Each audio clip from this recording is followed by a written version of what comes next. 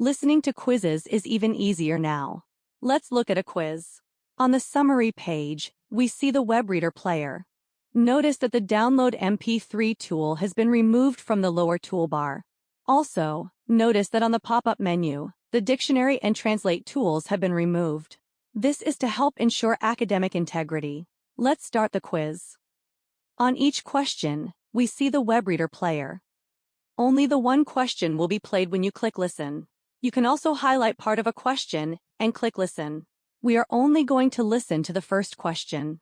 Notice the three tools mentioned before are also removed. Download MP3, Dictionary and Translate. Let's listen. Which product has a tool called Enlarge Text as an option? DocReader, TextAid, WebReader, TextAid extension. We know the answer is WebReader. Proceed through the quiz and then submit the quiz. You will want to try out the various tools on a quiz.